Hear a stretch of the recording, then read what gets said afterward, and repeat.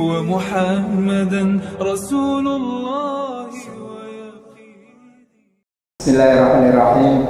Assalamualaikum warahmatullahi wabarakatuh.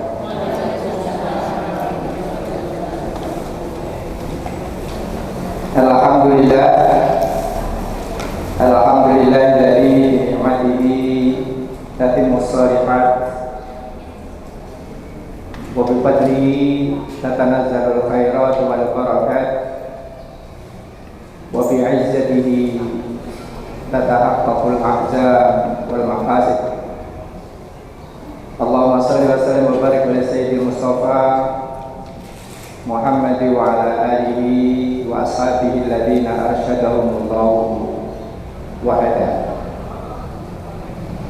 Ibu dan adik-adik sekalian, alhamdulillah kita bersyukur kepada Allah bahwa sampai pada pagi hari ini Allah masih memperkenankan kita untuk melanjutkan karya kita, ibadah kita, dan tentu perjuangan kita.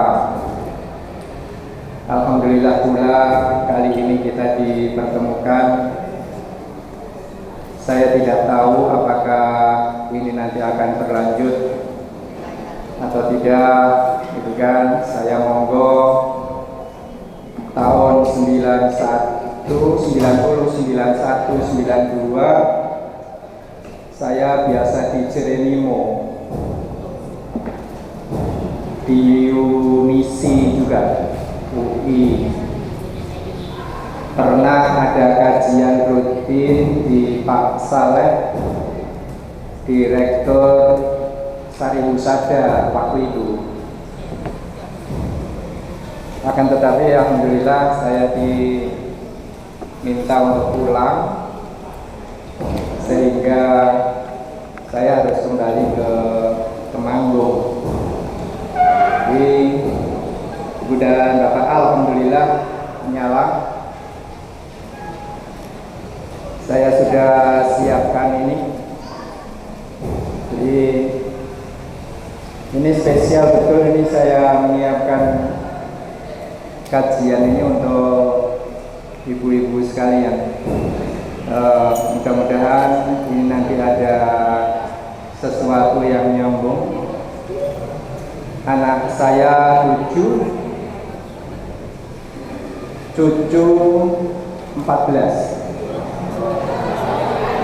Jadi 14 ini akan ada lagi. Sekarang sudah yang anak kedua ini sudah mulai 5 bulan, jadi akan 15. Kemudian yang satunya lagi sudah isi lagi, jadi akan 16.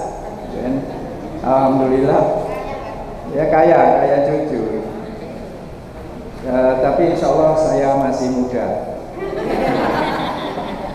masih kuat sampai di Palestina, di Jordan, dan adik-adik yang muda-muda pengawal saya 3 orang, alhamdulillah mereka lah yang terpontral-pontral gitu ya. Baik, ibu sekalian, saya dulu di Gontor, kemudian saya pulang Pabelan, kemudian Gontor, di Gontor 11 tahun, kemudian saya pulang ke Temanggung, lalu mendirikan pesantren sampai hari ini, namanya Pesantren As-Salam.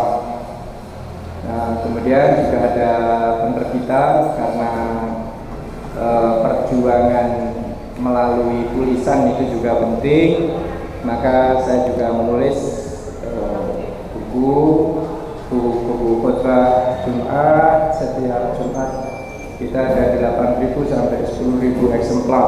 Jadi alhamdulillah setiap hari Jumat Allah memberikan kesempatan untuk khutbah di lebih dari 10.000 masjid. Melalui apa? Melalui tulisan. Baik, nama saya Taufik Hartono, pakai Q, Taufik. Yang mungkin bisa dilihat di Google atau di YouTube. Karena Channel saya namanya Armasta Channel. Jadi ini sekedar ta'aruf, mudah-mudahan nanti ada sesuatu yang kita bisa sambungkan. Baiklah Ibu sekalian, rahimakumullah.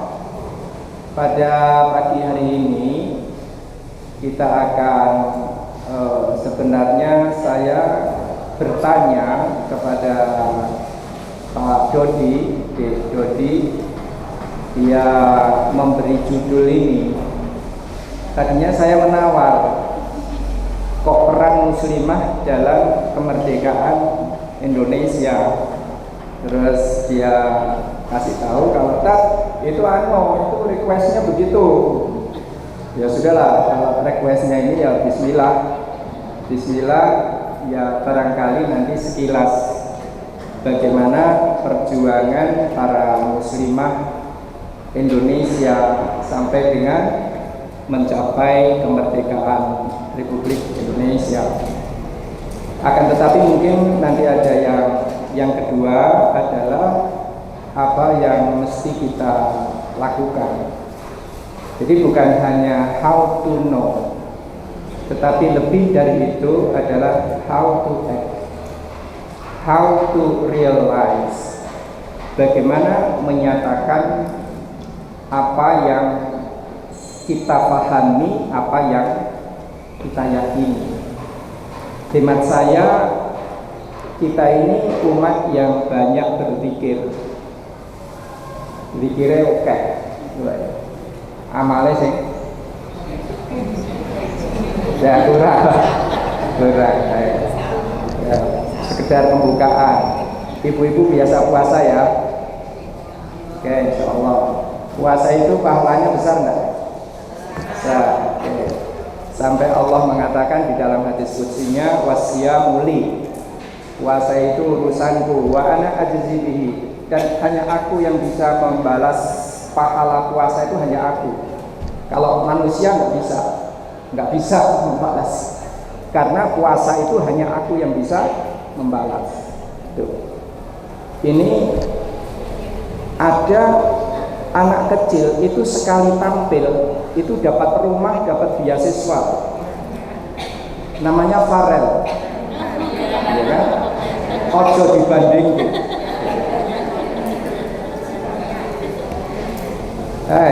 Luar biasa.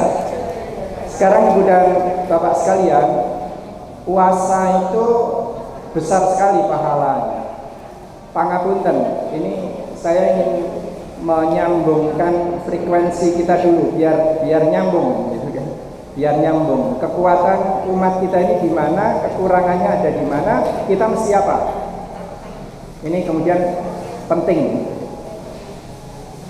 Ibu-ibu, orang yang tidak bisa berpuasa pada puasa Ramadan karena tua, karena sakit, itu dibayar dengan apa? Fidyah. Oke. Satu fidyah kalau di Jogja harganya berapa rupiah? Satu fidyah itu berapa rupiah kalau dirupiahkan? 30.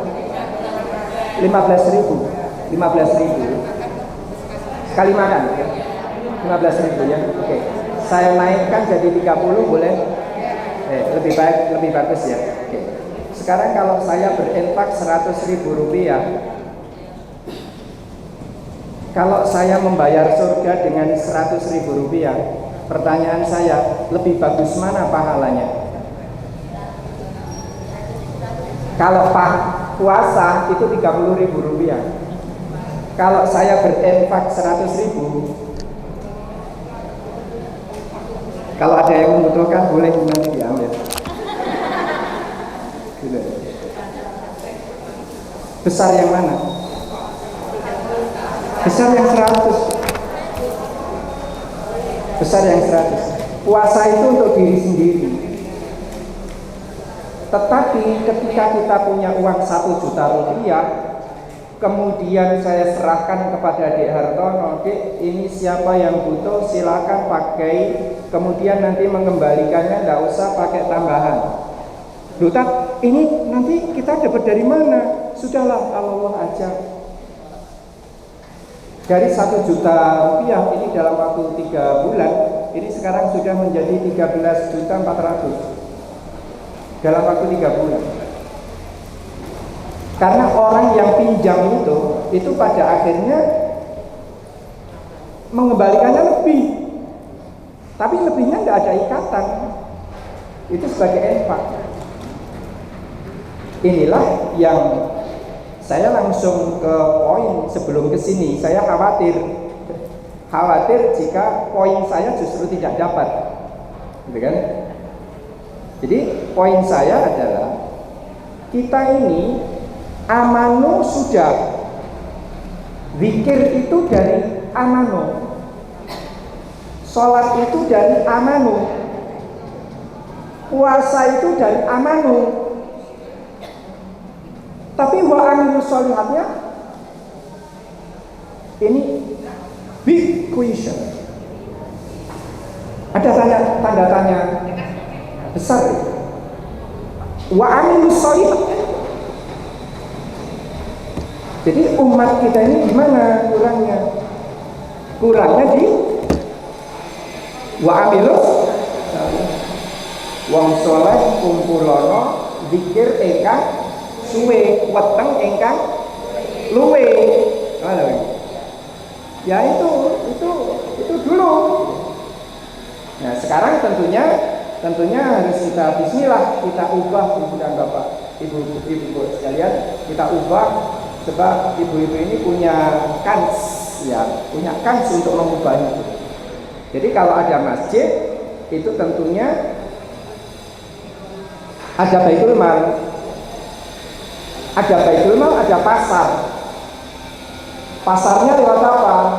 Pasarnya ya lewat pembuang. Kalau sekarang ayatnya jelas, wa fis samai rizqukum wa ma tu'adun. Ibu sekalian, ini nanti yang membutuhkan materi, ini nanti saya tinggal share. Sudah ya? Sudah di-share? Kalau gitu saya tinggal bebas. Di dalam surah Az-Zariyat itu ada jelas sekali ketika Allah mengaitkan antara surga innalil muttaqina jannatu adnin tajri min tahtihal anhar, surga. Kemudian nanti berikutnya Allah bertanya wa fi anfusikum afala tubsirun, dan di dalam dirimu apakah kalian tidak mau periksa. Diperiksa apanya? Diperiksa kapasitasnya, diperiksa potensinya. Ibu-ibu, ini aku mau masak sambal pete. Siapa yang mau titip? Di WA group itu.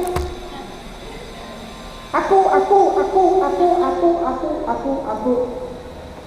Ibu sekalian, ini sekarang yang bertanya seperti itu sekarang punya tukang masak 6.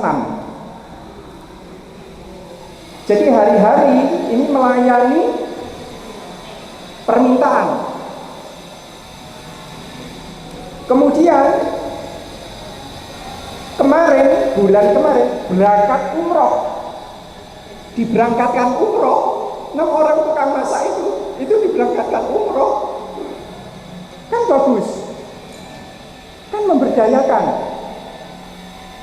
Dari mana? Wafis sama iris hukum, dan di langitlah ada rezeki kalian itu. Wama tu'adun, dan apapun yang dijanjikan oleh Allah tentang rezeki itu ada di mana? Di langit. Maka sekarang ini pakai langit, pesen tiket pakai langit, pesen geprek pakai langit, bayarnya juga lewat langit, kan juga. Shopee juga langit, bayar tol lewat langit sekarang juga. Jadi inilah kondisi yang sudah berubah. Maka kemudian begini Pak Imam, saya rasa perlu untuk ibu-ibu ini justru nanti mengikuti short course, kursus pendek. bagaimana cara efektif untuk membuat pasar. Pasar di mana? Pasar di langit. Saya tidak membawa banyak. Jika nanti ada yang sayang saya tidak banyak. Ibu-ibu bisa menuliskan black garlic, bawang hitam. Black garlic, Armasta black garlic, itu akan muncul namanya. Saya punya 511 outlet di Indonesia. Lewat apa ini? Lewat langit. Jadi ini barangkali ibu sekalian yang bisa kita tawarkan. Tentu ini nanti 1 jam tentu tidak cukup. Ya, jika nanti memang dikehendaki. Karena apa? Karena ibu-ibu punya potensi. Jadi ini antara lain yang bisa kita tawarkan, sederhana saja yang bisa kita sharekan. Baiklah, ibu sekalian, saya akan memulai dari sini.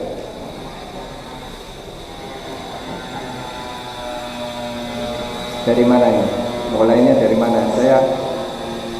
Baik, dari sini dulu lah. Sebentar ya. Jadi kelihatan nggak ya? Oke. Peran muslimah dalam kemerdekaan Indonesia. Saya sambil jam 10 saya sudah selesai ya. Ini tidak terasa ini pembukanya terlalu panjang. Kalau saya bebas sampai siang pun nggak masalah. Saya khawatir ibu-ibu.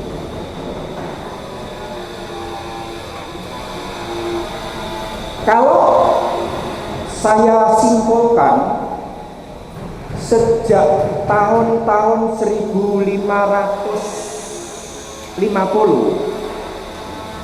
sampai dengan hari ini, di masa-masa perjuangan itu, maka ada perjuangan fisik. Di awal itu ada perjuangan fisik. Akhir-akhir kesini, ini perjuangannya sudah bukan perjuangan fisik, tapi sudah non fisik. Jadi misalnya seperti ini adalah Kemala Hayati. Ini adalah laksamana perempuan pertama di Indonesia, orang Aceh. Pangapunten, rata-rata cantik. Cut Nyak Dien itu cantik. Jadi Kemala ini, Malahayati ini terkenal sekali. Ini saya tidak bisa ngomong panjang. Saya khawatir nanti kalau poinnya malah tidak dapat. Dialah yang membunuh Cornelis de Houtman, orang Belanda. Umurnya 34 tahun. Pada saat itu, ini Bu Malahayati ini, Kemala, ini K-nya suka disembunyikan, jadi Malahayati. Kalau di Google ada Malahayati. Ini perang betul, dan pakai pedang betul. Perangnya di atas geladak. Jadi dialah yang berusaha untuk membuat brand image di Selat Malaka. Jadi orang-orang Eropa pada waktu itu perompak itu tidak banyak yang berani lewat Selat Malaka. Kenapa? Karena ada Malahayati, perempuan luar biasa. Jadi nyesep pedang perang di atas geladak itu ya suduk-sudukan. dan menang. Waktu itu umurnya sudah 49 tahun. Terbayang ibu-ibu, umur 50 tahun selalu nyanding rencong, kemudian yang dibunuh itu Cornelis de Houtman, umurnya masih 34 tahun. Keren. Keren. Kalau ibu-ibu di Bantul ini lebih keren. Keren itu. Ini selintas saja. Jadi yang disebut-sebut sebagai keamanan Selat Malaka, maka Selat Malaka itu sebenarnya sudah diincar itu sejak zaman dulu, bukan sekarang saja. Yang disebut-sebut sebagai obor, ya, one road, one belt, ya kan, yang dibuat oleh Cina, yang kemudian nanti akan diteruskan sampai ke Jakarta. Alhamdulillah kita punya Pak Anies, ini yang menggagalkan itu. Pangapunten yang nggak setuju sama Pak Anies, saya minta untuk pulang. Baik, ini satu. Kemudian tokoh yang kedua, ini Sultanah Safiyatuddin, ratu, luar biasa. Jadi suami istri ini tidak punya anak. Kemudian suaminya ini meninggal. Kemudian dia yang meneruskan perang melawan Belanda. Siapa ini? Safiyatuddin. Dia berguru, dia belajar agama pada Syekh namanya Ar-Ramili, yang sekarang ini kemudian terkenal sekali di Aceh. Itu ada Uin Ar-Ramili, Syekh Nuruddin Ar-Ramili. Jadi ini mulainya dari mana? Mulainya dari belajar agama. Ini penting. Ini dari belajar agama. Malah Hayati juga sama, dari belajar agama. Jadi ibu-ibu sekalian, ini agama ini Masya Allah, kan? Sampai Rasulullah itu mendikau mayuridillahu bi khairan yufaqihu fiddin. Siapa orang yang memang sudah dikehendaki oleh Allah untuk mendapatkan kebaikan dunia dan akhirat, yufaqihu fiddin. Orang itu pasti akan difakihkan, akan difahamkan dalam urusan dunia, kan? Urusan agama, gitu kan? Agamanya dulu, baru kemudian nanti dunianya pasti akan ikut. Jangan kualik, jangan terbalik. Ini Jawa semua ya. Kalau saya pakai nyinggung-nyinggung bahasa Jawa, tidak apa? Tidak apa ya. Oke. Golek ana donya ora bakal kecanda. Nggak akan kecanda. Kalaupun kecanda ora akeh.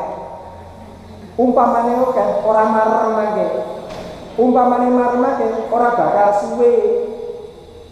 Contohnya Sambo. Enggak lama.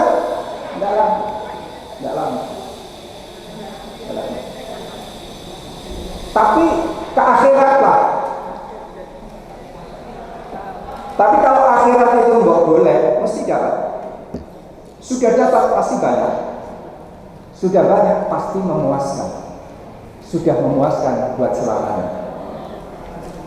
Ini yang kadang-kadang kita lupa. Ibu-ibu ini kalau muliakan anak yang terbayang di kepalanya, Pak. Muliakan anak ini terbayang di kepala, Pak. Gimana? Oke. Nanti kalau sudah selesai, kemudian S2, kemudian S3, yang terbayang di kepala apa?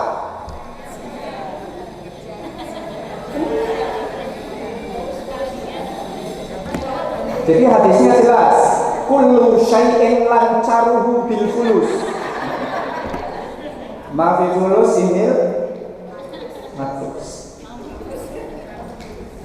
Pangapunten Ibu sekalian, ini harus saya singgung. Karena orang-orang dahulu itu ini sama sekali tidak punya bayangan saya akan dapat apa. Kiai Harkasi itu tidak membayangkan aku dapat apa. Tanah 6 hektar ini harus aku wakafkan. Anak 11 ini semua harus nyantri di pondokku dewe. Kemudian ketika saya dipanggil, Taufik ta'al, sini Taufik. Apa Ustaz? Ini dibayarkan sana ke koperasi. Bunyai ambil sabun, itu bayar. Pondok-pondoknya sendiri bayar. Ya Harkasi. Pangapunten karena saya lama di Gontor, 11 tahun saya di Gontor, 3 tahun saya jadi sekretaris beliau. Jadi saya agak hafal. Jadi Bunyai ngambil barang itu bayar. Pak Kiai ke Madiun pakai mobil, bayar, bensinnya bayar. Punya sendiri, Bu. Jadi orang dulu itu pikirannya apa? Pikirannya orang bayang lagi yang tua, apa? Ini yang maaf ini harus kita tanam di dalam hati kita. Muhammad itu artinya apa? Terpuji. Terpuji. Bagaimana caranya supaya mempunyai anak yang terpuji? Supaya punya anak yang namanya Muhammad. Ini caranya bagaimana? Oke. Bapaknya harus apa? Bapaknya harus Abdullah. Iya. Ibunya harus apa? Ibunya harus Aminah. Kalau ibunya saja tukang bohong, katanya peristiwanya di Magelang, jebulannya di Duren 3. Bohong. Nah, bagaimana akan punya anak bisa dipercaya? Pangapunten ibu sekalian. Kita belajar sirah nabawi, pangapunten. Belajar sejarah itu jangan hanya namanya, hanya tanggal kejadiannya, tapi enggak ngerti substansinya. Abdullah itu siapa? Abdullah itu tukang ibadah, hamba Allah, pakai agamanya millata Ibrahim. Jadi Abdullah bapaknya Nabi Muhammad itu pakai agama siapa? Agamanya Nabi Ibrahim. Yang namanya Ibu Aminah itu dititipi berapapun apapun aman. Karena Aminah gitu. Mulanya anaknya jadi Muhammad gitu kan. Halo? Iya, paham Bu. Kalau Abdullah itu sudah nggak mikir apa-apa. Dan itu yang dilakukan oleh orang-orang ini, diplomat, ilmu sastra, kesejahteraan. Jadi yang dipikir apa? Bagaimana rakyatku ini punya kesejahteraan yang tinggi. Memerintah dalam waktu 37 tahun. Perempuan jadi sultan 30 tahun ke atas. Luar biasa. Tidak ada pergolakan sama sekali. Tidak seperti yang sebelum-sebelumnya. Iskandar Muda. Jadi ayah mertuanya adalah Iskandar Muda. Luar biasa. Jadi kalau kita belajar orang-orang dulu, luar biasa. Dan ini sederhana sekali. Setiap kali dia ketemu orang asing, dia ini yang dia sampaikan. Kamu jangan lupa 2 hal dalam hidup ini, jangan lupa 2 hal. 1, jangan lupa Tuhanmu. Kemudian yang kedua, jangan lupakan kematian. Ini yang sultan. Kelas sultan itu nasihatnya apa? Nasihatnya apa kelas sultan itu? Jangan lupakan 2. 1, jangan lupa Tuhanmu. Nomor 2, jangan lupa kematian. Maka kemudian meskipun perang fisik itu kurang, tapi Safiyatuddin ini punya diplomasi tingkat tinggi. Itu mengapa kemudian Teluk Selat Malaka itu aman. Karena apa? Karena kekuatan diplomasi ini, banyak orang-orang yang membantu dia. Kemudian lupakan apa yang harus dilupakan itu. Kalau sudah melakukan kebaikan kepada orang lain, sudah lupakan. Kemudian lupakan juga kalau ada orang lain berbuat buruk kepada kita, sudah itu lupakan. Ini bekas dari ajaran Nuruddin Ar-Rani. Jadi ibu sekalian, ternyata mak-mak di zaman dulu itu luar biasa. Ini yang ada di Kulon Progo. Kira-kira siapa ini? Ki Ageng Serang. Ki Ageng Serang. Serang itu di mana? Jawa Barat. Alhamdulillah. Salah. Yang dimaksudkan Serang di sini adalah satu desa itu di Grobogan, Purwodadi. Jadi yang namanya Ki Ageng Serang itu orang Grobogan. Dan Ki Ageng Serang ini nenek dari Ki Hajar Dewantoro. Itu luar biasa. Gerilyanya di mana? Gerilyanya di Menoreh sampai dengan di Kulon Progo. Maka kemudian dimakamkan di Kulon Progo. Penasehatnya Pangeran Diponegoro. Jadi Pangeran Diponegoro itu punya penasehat. Penasehatnya siapa? Penasehatnya Ki Ageng Serang, Ibu Kustiah. Nama aslinya itu Kustiah. Kustiah Wulaningsih Retno Edi. Di umur 73 tahun itu masih begini, Bu. 73 tahun itu masih begini. Pangapunten, cantik. Kok orang yang mana-mana ini gitu loh. Jadi gerilya gimana? Jadi yang mengajarkan perang gerilya kepada Pangeran Diponegoro itu cewek. Jadi luar biasa. Jadi ini dia prinsipnya selalu begitu. Ternyata orang-orang dahulu itu punya prinsip yang kuat. Orang yang mendekat kepada Tuhannya, dia akan aman, dia akan sentosa, dia akan tenang jiwanya, gitu kan? Hidupnya tidak akan terperosok dan tidak akan takut hadapi cobaan. Ini prinsip-prinsip hidup yang luar biasa. Ini agama sekali. Sebab Tuhan akan menuntun dan memberinya anugerah. Baik, agak melenceng sedikit. Ada hadis qudsi. Ini tidak ada di teks. Maka sebenarnya saya mau matur apa ini sebenarnya saya agak milih-milih. Waktunya pendek, ya kan? Waktunya pendek. Saya harus merangkum. Saya itu susah kalau disuruh merangkum sesuatu yang besar kemudian persini agak susah. Baik, hadis qudsiynya mengatakan begini. Ya bani Adam, tafarrag li ibadati. Wahai anak Adam, tafarrag li ibadati. Kosongkan dirimu, kosongkan waktumu untuk beribadah kepadaku. Jaminannya ada dua. Allah katakan jaminannya dua. Amlak sodroka zina. Satu, akan aku penuhi dadamu dengan sugih. Jadi kalau mau kaya,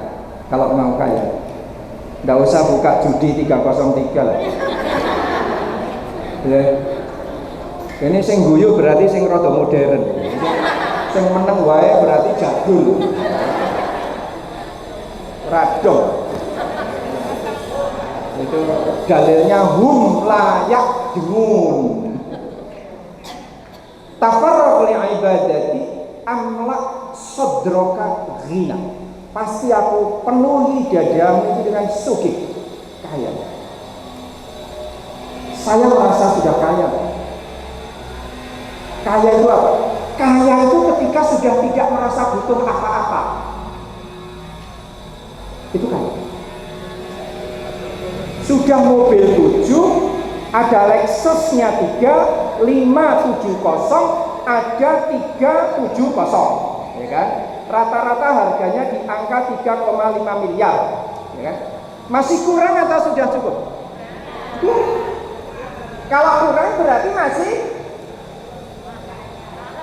miskin. Masih miskin. Saya hari ini saya sudah merasa tidak punya apa-apa, tidak butuh apa-apa. Makan sudah biasa, 2 hari, dua kali, 3 kali, ya kan? Oke. Mandi 2 kali. Oh jangan salah Bu, mandi 2 kali itu mewah.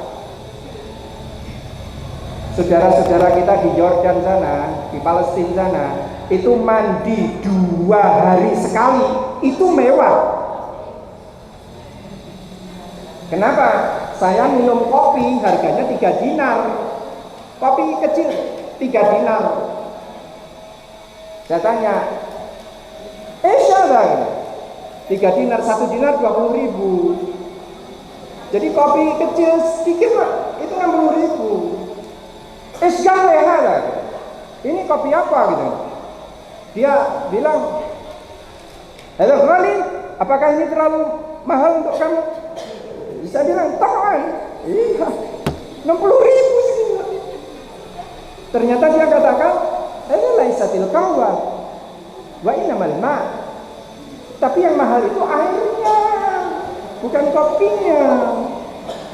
Air itu lebih mahal daripada bensin dulu di sana. Masya Allah.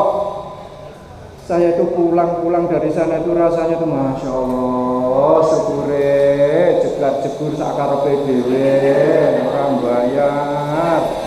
Di sana Bu mahal. Mau minum saja mahal. Gitu kan? Baik. Pangapunten. Kaya itu apa? Kaya itu ketika orang sudah tidak membutuhkan apa-apa. Lah anak-anak bagaimana? Loh, emangnya anak-anak itu kamu yang mikirin? Emang kamu yang gaji? Kamu yang bayar? Lawang yang bayar itu Allah. Ibu-ibu terbayang enggak? Punya anak S1 di Madinah, S2 di Madinah, S3 di Madinah. Oke? Cucu-cucu saya itu kalau asar itu dolane playon itu ya di Masjid Nabawi. Oke? 2 anak di sana. Kenapa kok saya sampaikan ini? Iya, ini gratis. Kalau sampai S3 itu saya harus bayar berapa? Kemudian anak mantu kemudian cari apa namanya? Apa dia imam kalau sudah hafal Al-Quran kemudian cari apa namanya? Sanad. Cari sanad di Madinah 2 tahun, alhamdulillah tembus. Bisa ikut kuliah gratis, cucu-cucu juga bisa sekolah gratis di sana. Enak ya? Enak. Makanya saya itu sering bilang begini, duit tidak penting. Yang penting kan pas butuh Allah. Itu terasa Bu. Pas-pasan. Dan itu janji Allah. Amla sodroka ghina wa asudda fakraka. Dan pasti akan aku tutup butuhmu. Ini janjinya. Ini janjinya Allah. Anak 7 itu. Saya itu perasaan saya itu seperti tidak. Yo nek dong pas butuh yo ono gitu. Dan jurusan saya jurusan semua Mbak, luar negeri semua. Luar negeri maksudnya saya orang negeri gitu. Pondok, pesantren habis pesantren. Saya ikut siapa? Saya ikut Rahmah Al-Junusiyah. Ini nanti kita akan ketemu. Ada Rasuna Said. Rasuna Said itu laki-laki apa perempuan di imam? Laki-laki. Alhamdulillah. Orang lebih sejarah kabeh. Lah Rasuna Said itu cewek. Pejuang pahlawati Sumatera Barat. kemana-mana kedono kedini bareng-bareng dengan Rahma Al-Yunusia.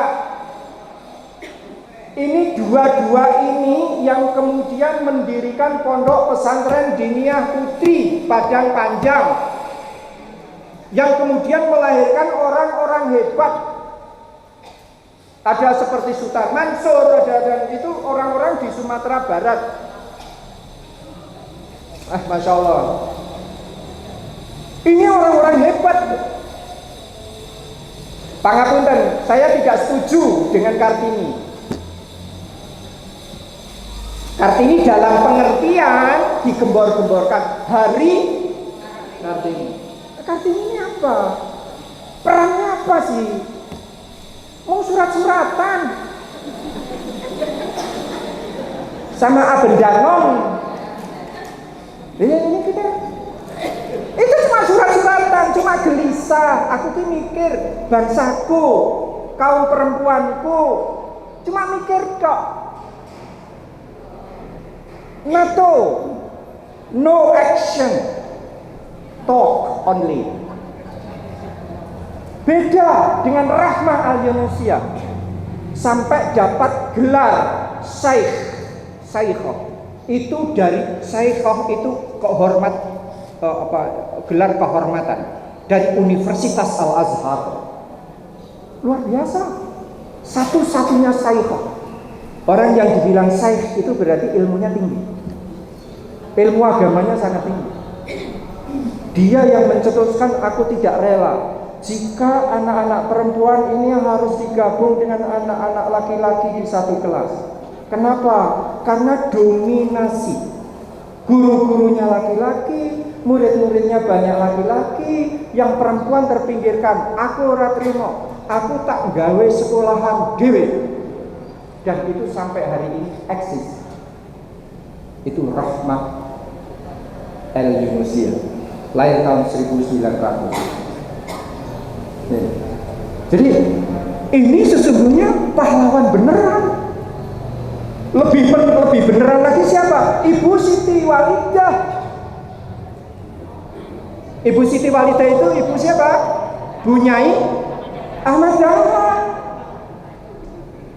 Bunyai Ahmad Dahlan umur 6 tahun, R.A. Kartini baru lahir. Jadi mereka ini sebaya. Ibu-ibu ini Bu Siti Walidah ini membuat apa? Membuat pengajian seperti ini.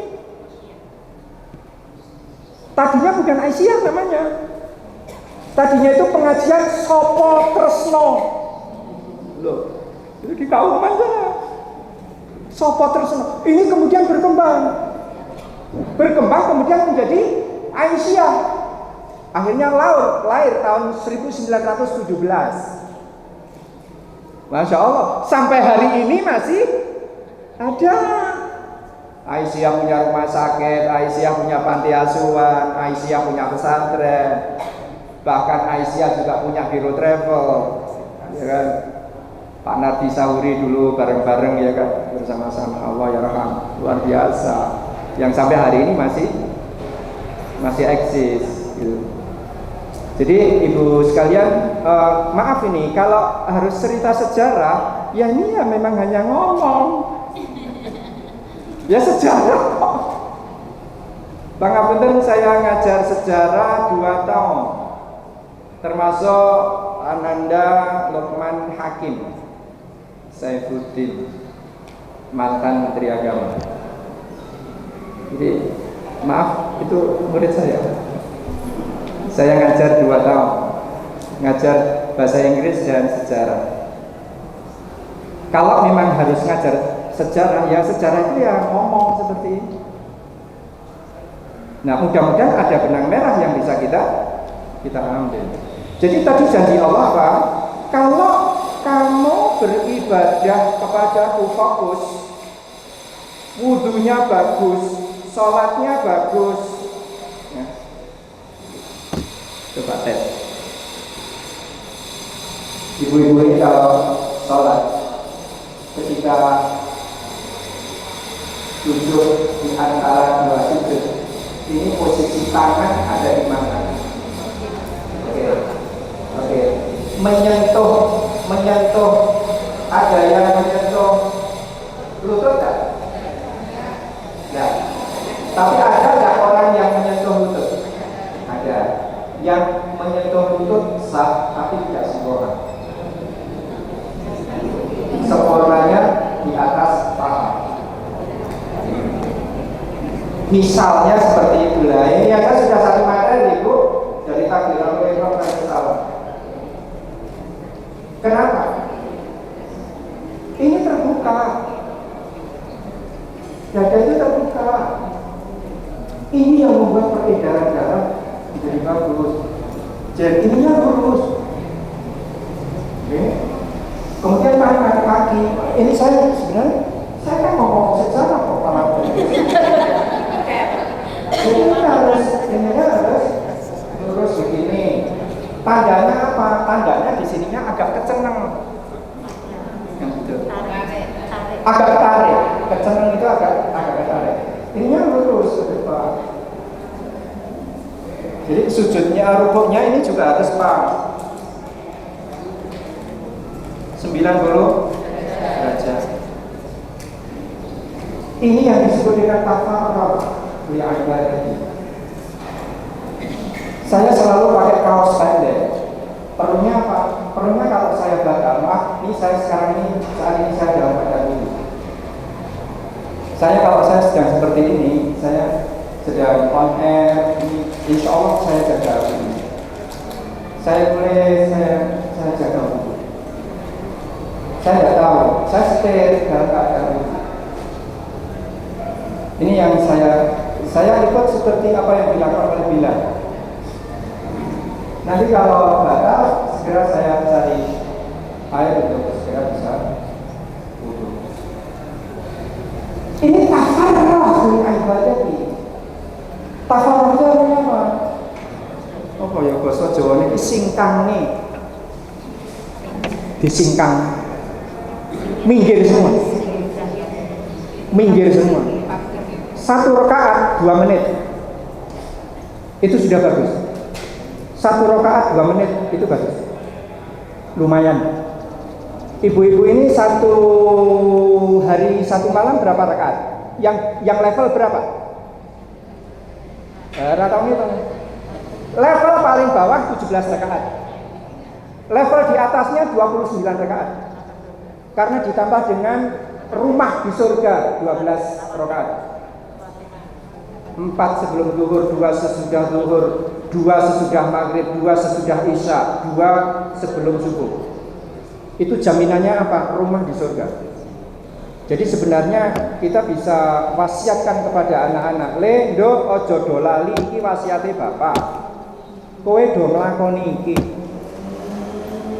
Yang namanya usaha jalan enggak? Jalan.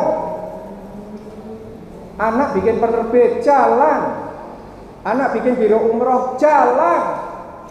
Jalan tuh. Jalan.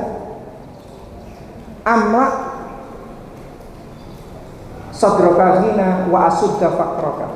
Fa'ilam taf'al, tapi kalau kamu nggak mau lakukan itu, amla sadroka sughla, kata Allah, aku akan penuhi dadamu itu dengan sibuk. Wah, sibuk. Arep turu, gawean durung rampung mikir gawean. Tangi turu. Kuwi gaweane. Ditandangi orang rampung, sibuk. Tapi la asudda faqroka, tapi tidak aku tutup butuhmu. Butuhmu ki ono wae. Yang dilalah yang mobil nabrak bu, yang namanya anak nyerempet orang lain, ada saja. Enggak pernah cukup. Sibuk enggak? Sibuk. Mikir rumah papat listriknya piye. Ya kan? Punya pengawal 8, ini saya gajinya berapa? Ya Bu, pengawal 8. Terbayang enggak ini? Kesibukan otaknya seperti apa? Pertanyaannya, cukup enggak? Enggak cukup. Mbah-mbah itu dulu punya anak 12, punya anak 7. ning sawah ya teko ning sawah dan dadi kabeh. Namanya Bu Soimah, anaknya 11. Ketika suaminya meninggal itu anak yang ragil itu baru 2 tahun.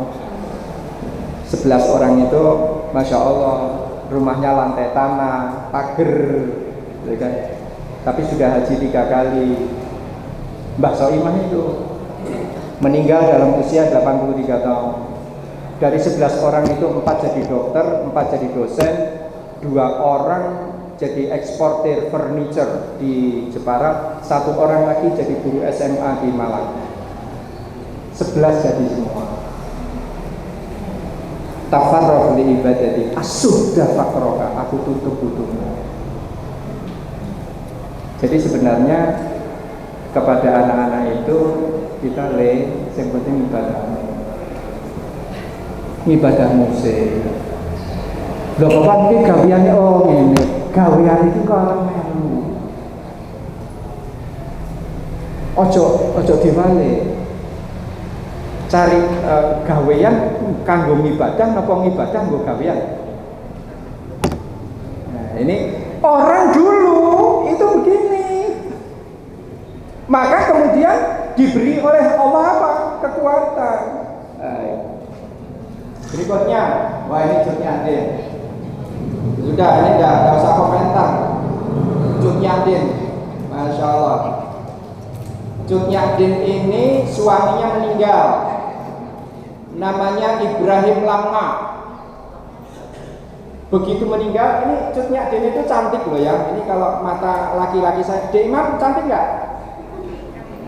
Kalau menurut sampean ini cantik nggak? Dek Imam itu loh. Oh cantik. Cut Nyatin itu cantik. Ini banyak yang mau. Dia nggak mau menikah. Begitu Ibrahim Lamma itu meninggal, sebab seolah-olah itu perjanjiannya apa? Hidup semati dalam perjuangan. Luar biasa. Begitu suaminya itu meninggal, kemudian dia berjanji tidak akan menikah lagi. Saya mau menikah dengan orang yang memperbolehkan saya perang. Maka datanglah Tengku Umar. Kan gitu ceritanya. Tengku Umar kemudian datang meminang. Lalu Cut Nyatin bilang, kamu memperbolehkan nggak aku perang? Ya boleh. Ya kalau boleh, aku mau. Jadi bojone pertama apa? Perang. Meninggalnya di mana? Meninggalnya di Sumedang. Kalau dikhianati oleh siapa? Dikhianati oleh Panglaut. Panglaut itu siapa? Panglaut itu orang kepercayaan. Orang kepercayaannya percaya sekali. Sudah apa-apa itu terakhir itu tinggal 45 orang. Jadi Cut Nyatin ini gerilya di Meolaboh itu dengan 45 orang prajurit. Dia tidak mau menyerah. Rupanya itu sakit encok dan rabunnya itu semakin parah. Jadi Cut Nyatin sudah hampir nggak bisa lihat, encoknya itu luar biasa sakit. Nah, melihat itu kemudian Panglaut ini kesempatan. Lalu cerita kepada Alphen, itu Belanda. Itu tempat persembunyian di sana. Kemudian dikasih tahu tempat persembunyiannya. Marah. Hanya ditangkap oleh Belanda. Kemudian diasingkan di Sumedang. Beliau wafat di penjara di Sumedang.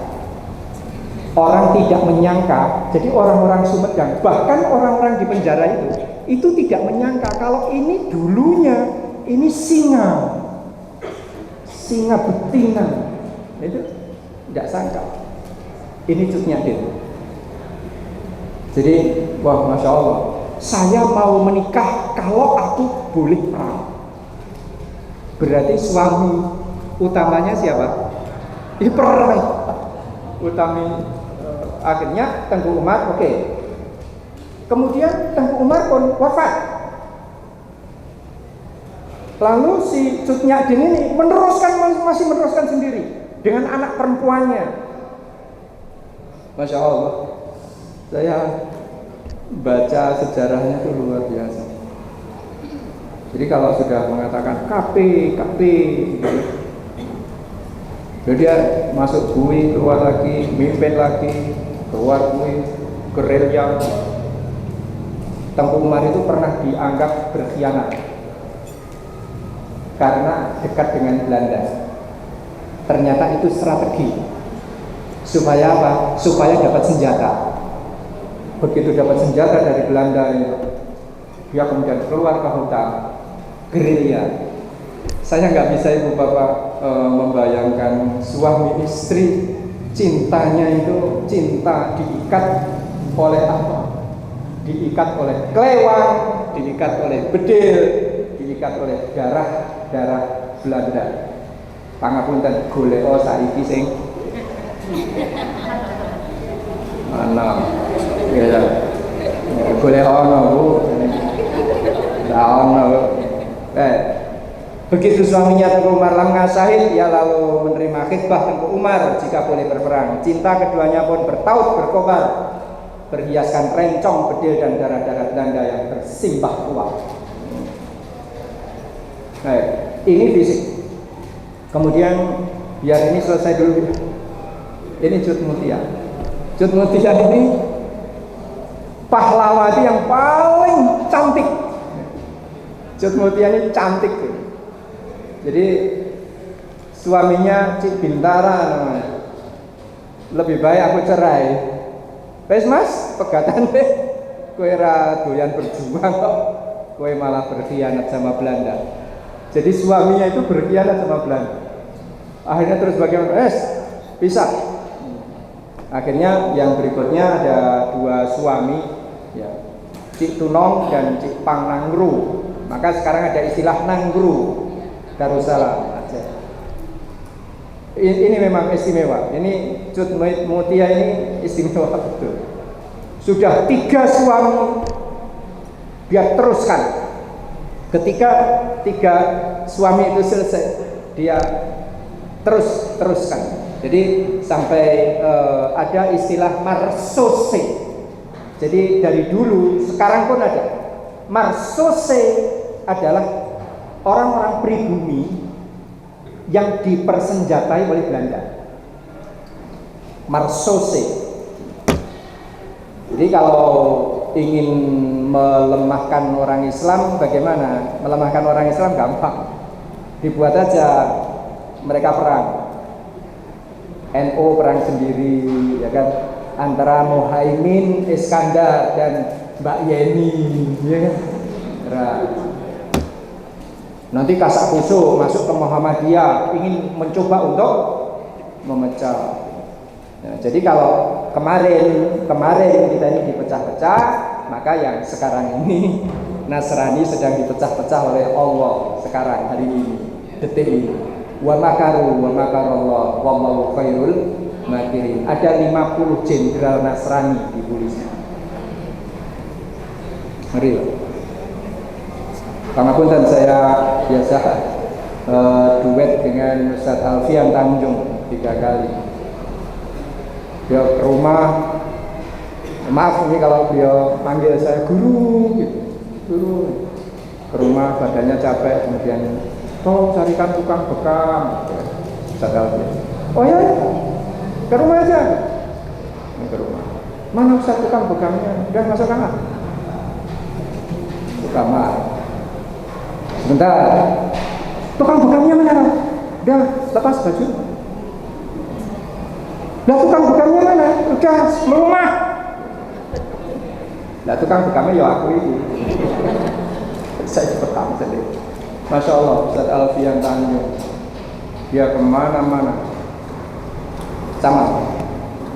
Jadi pangapunten Bapak sekalian, Ibu sekalian, ini cerita Cut Mutia itu itu seperti tidak habis anunya Pak, tidak habis baterainya, baterai perjuangan ini Ibu Siti Walidah ya.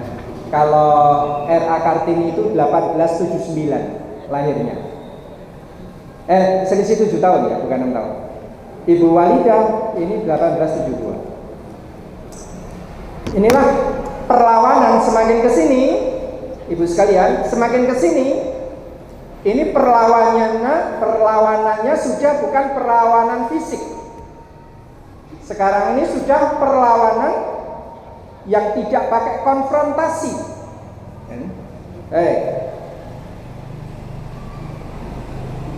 Ngaji sekarang pakai YouTube. Ustaz-ustaz itu pada punya channel, ya kan? Ngaji Quran itu setiap habis subuh dengan pos Dai Jogja, ya kan? Oke. Jadi semakin kesana ini semakin begitu ini perjuangannya itu. Saya tidak bisa membayangkan ya kalau ibu-ibu ini kompak ya. Kalau ibu-ibu ini kompak, setiap kali mendapatkan rezeki siapkan 3 amplop. Oke. Ini saya sudah puluhan orang yang berhasil resep ini. Siapkan 3 amplop. Amplop pertama untuk Allah. Mau diisi berapa terserah. Ada anak namanya Chris. Ustaz, urip kula kok kados ngeten nggih. Lah piye to, Chris? Dino-dino kok ngoten niki mau pindah-pindah kontrak, pindah-pindah kos dengan kembang-kembang. Saya bilang siapkan 3 amplop. Amplop yang pertama untuk Allah. Terserah mau berapa. Lah kula tasih kados ngeten lho, ya kowe iki 1000 apa ora iso? Nggih saged ya 1000. Ya wis, amplop nggo Gusti Allah 1000, tuku swarga 1000.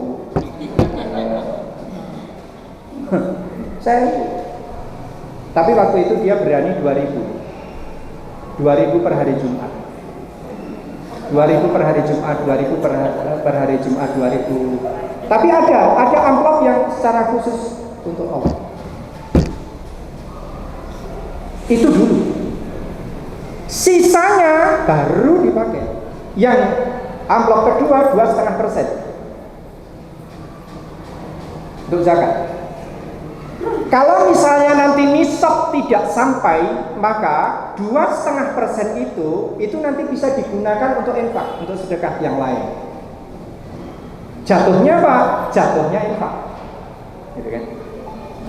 Nah, kalau punya uang 100.000 rupiah, kira-kira Bu, yang diberikan Allah berapa?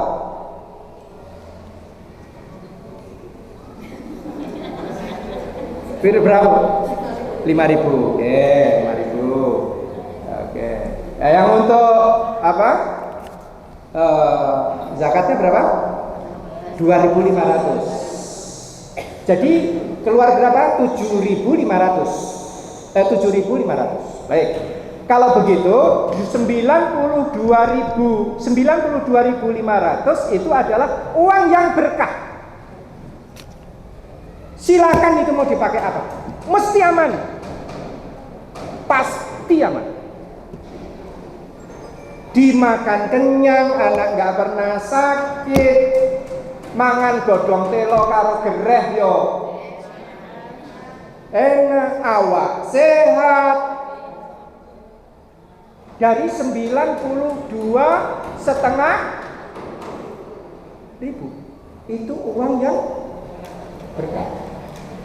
Sekarang bayangkan, punya pemasukan 1,3 triliun 1 tahun, berarti 1 bulan 108 miliar per bulan. Ada orangnya.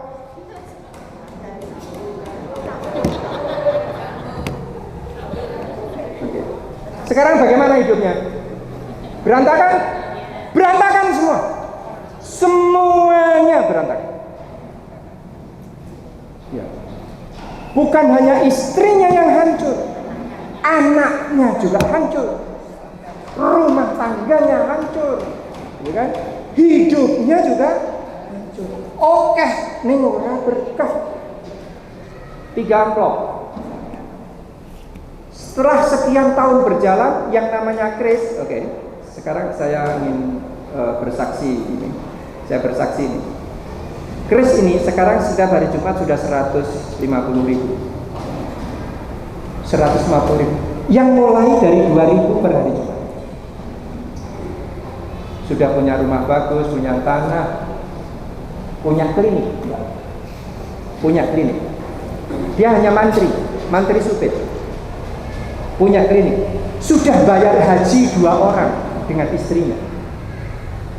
Anaknya 2 sudah dimasukkan ke pesantren. Berkah hidupnya. Tadinya kemana-mana mencolok sana, mencolok sana, mencolok sana. Masya Allah, ngenes tuh. Saya lihat dulunya ngenes, mengenaskan, gitu. Sekarang, wah, Masya Allah. Dia sehat, dia alhamdulillah Ustaz. 3 amplop tak. Dia ingat betul. 3 amplop tak. Niki goro-goro 3 amplop. Sederhana. Cuma yang dari 5.000 tadi coba diusahakan untuk dinaikkan. Mulai dari apa? Mulai dari 5.000. Kemudian nanti lama-lama harusnya naik. Silakan dilihat. Ada nama Solah. Insinyur peternakan Solah Mesir. Boleh diklik. Itu dia membuat entitas peternakan dengan 9 orang. Ngomong-ngomong kemudian kurang 1. Harusnya ada 10 ini. Nah terus bagaimana? Ya kita cari satunya. Rupanya sudah cari-cari nggak dapat. Akhirnya si Solah mengatakan, oke, ayo kita kumpul. Aku sudah dapat 1. Loh, mana satunya? Allah sebagai apa? Di dalam job disk-nya. Do you know job disk? Dear man, job disk? Do you understand me? No, bablas. Pembagian kerja. Allah dikasih pekerjaan. Pekerjaannya apa? Mengawasi dan membimbing. Allah dapat berapa? Dapat 10%. Lama-lama 10% ini naik jadi 30%. Lama-lama jadi 50%. Dan lama-lama ini semua diserahkan kepada Allah. Kenapa? Karena yang 9 orang itu sudah kaya raya. Pangapunten, kemarin saya sempat ke perkampungannya ketika saya ke Mesir. Luar biasa, perkampungan elit itu dari seorang Solah.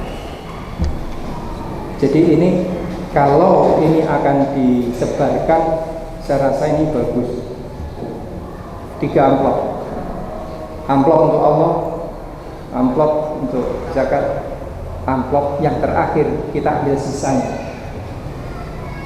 Saya bilang sama Wahyu, manajer di usaha kami, yuk bagi 3 yuk. Dulu awal bagi 3 yuk. Yang sepertiga untuk Allah, berikan sembako. Nah nanti yang 2/3 nanti kita bagi untuk kita. Pangapunten, ini kalau waktunya udah habis. Ini materinya masih belum selesai. Kalau orang dulu, maaf, kiai habis minum air, kemudian ini diletakkan di meja, gimana Bu? Untuk rebutan nggak? Sisanya kiai, saya harus pakai rebutan, tapi nggak mau rebutan sisanya Allah. Halo? Jadi Allah dulu. Allah dikasih dulu. Sisanya baru untuk Nanti semakin besar punya Allah, itu nanti juga akan semakin besar. Kalau di dompet kita ada ratusan ribu, ada 50-an ribu, ada 20-an, ada puluhan, ada 5.000-an, 2.000-an, 1.000-an, ada kotak lewat, yang masuk yang mana? Ya wes. Dan ini Bu Siti Walidah ini Masya Allah ini dia sering katakan, wanita jangan berjiwa kerdil, wanita harus seperti Sri Kandi. Ini beliau sering katakan ini, wanita yang suka minta macam-macam adalah wanita miskin. Ini dia. Mulai dari kauman, kemudian ada Muhammadiyah, kemudian ada Aisyah yang sampai hari ini luar biasa. Oke, diakui sebagai organisasi Islam Muslim terapi di dunia, paling rapi di dunia itu Muhammadiyah. Guys, ini RA Kartini ini saya lewati aja. Ini saya lewati saja. Minaz zulumat ilan nur, habis gelap terbitlah terang. Kenapa kok yang diunggulkan kok Kartini? Kenapa? Iya, karena dia temannya Belanda. Dia berteman sama Belanda. Jadi Belanda inginnya apa? Kalau mau dihargai ini Kartini. Jangan yang Islam. Sampai hari ini, pokoknya orang Islam itu kadrun. Udah kalau kadrun itu Bank DKI itu dapat peringkat sekarang ini internasional, juara dunia Bank DKI. Bank Jateng kebobolan. Yang sing banjir Semarang sing disalahke Anies. Pokoknya orang Islam itu kudu salah. Ini ternyata dari dulu. Masya Allah nih, Opu Daeng Siraju. Ini orang Makassar, orang Palopo, Sulawesi. Dia tidak punya kekhususan sekolahnya, dia hanya belajar Al-Quran, fikih, nahwu, sorof, balaghah. Sudah. Kemudian berjuang lewat apa? Lewat PSII, Partai Serikat Islam Indonesia. Luar biasa. 83 tahun tuh. 83 tahun itu masih eksis. Keluar masuk penjara. Bermata satu. Ya, mata satu. Luar biasa ini orang-orang dulu. Ini Rahmah El Yunusia yang tadi saya anukan, beliau juga mendapatkan bintang Mahaputra Adi Pradana. Ini di zaman SBY. Ini ada dapat bintang. Oke. Kemudian yang terakhir ini adalah Rasuna Said. Ya, ini tadi Rasuna Said ini pembelajar hebat, pencinta ilmu, didikan pesantren, aktivis PERMI. Ya, PERMI itu adalah Persatuan Muslim Indonesia. Orator di penjara. Ya, dia bikin majalah, dia mendidik umat, dia mendidik sampai akhirnya dia masuk di DPR RIS, Republik Indonesia Serikat. Dan ketika wafat itu beliau masih di DPA. Jadi berjuang di politik. Jadi ada politikusnya pada di dunia para muslimah ini ternyata ada ininya.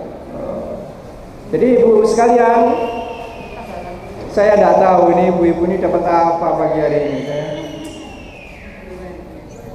Tak rewangi nyetir 5 jam. Ya, dapat ilmu, dapat gini bu. Semangat yo mati, ora semangat yo mati. Sugih yo mati, kere yo mati. Padahal yang paling menentukan adalah malam pertama kita. Saya nggak ngerti. Saya ingin berikan solusi kepada Sambo, tetapi dia nggak mau. Solusinya apa? Gampang sebenarnya. Solusinya baca syahadat sekarang. Ya, tembak swarga. Seperti sahabat Suraim. Sahabat Suraim itu tidak pernah sholat. Dia pulang dari Yaman, pergi, kemudian dia pulang ke kampungnya, rupanya tidak ada laki-laki. Laki-lakinya nggak ada, ini doning tinggi. Kemudian ada orang lewat. Ini orang-orang pada kemana? Ya, Suraim mengatakan, temannya itu mengatakan, itu lagi pada kumpul di tempat Muhammad. Oh ya, terus dia lari ke tempat Kanjeng Nabi. Betul, Kanjeng Nabi sedang seperti ini, sedang mempersiapkan perang Hunain. Nah, ringkas cerita, orang ini kemudian ketika mendengar akhlak Rasulullah itu, ketika bicara, ketika menerangkan sesuatu, ini rupanya Suraim ini kemudian jatuh cinta. Kemudian dia menghadap, ini bagaimana kalau aku juga pengen perang, boleh enggak? Oh boleh, tapi syaratnya kamu syahadat dulu. Ya sudahlah, kalau itu syaratnya, aku syahadat. Begitu syahadat, dia maju perang, kemudian mati. Rasulullah, para sahabat kemudian bertanya, ya Rasulullah, ma baluhu, bagaimana wahai Rasul, itu keadaannya itu bagaimana? Rasulullah mengatakan, fa innahu fil jannah, dan dia ada di dalam surga. Meskipun belum pernah sholat saja masuk surga. Makanya ibu-ibu sekalian ini nggak usah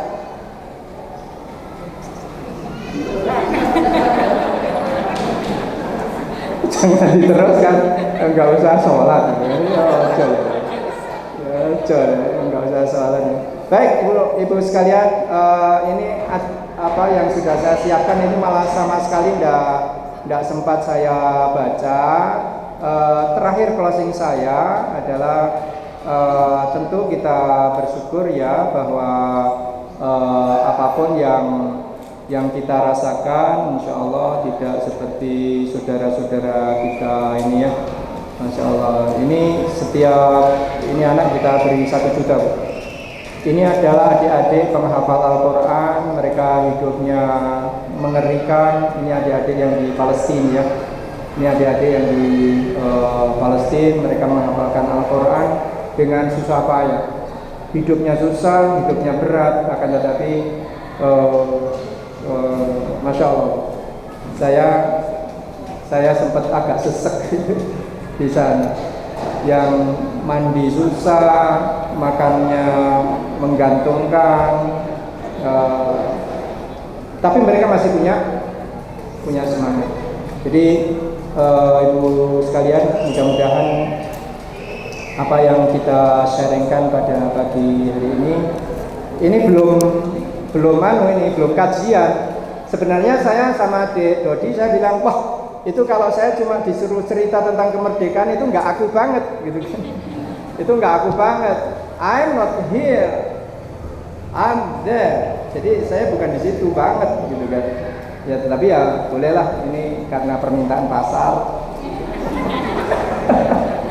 Permintaan pasar, maka ini belum sempat saya buka. Mudah-mudahan nanti ada kesempatan lain untuk kita bisa ngaji bersama-sama.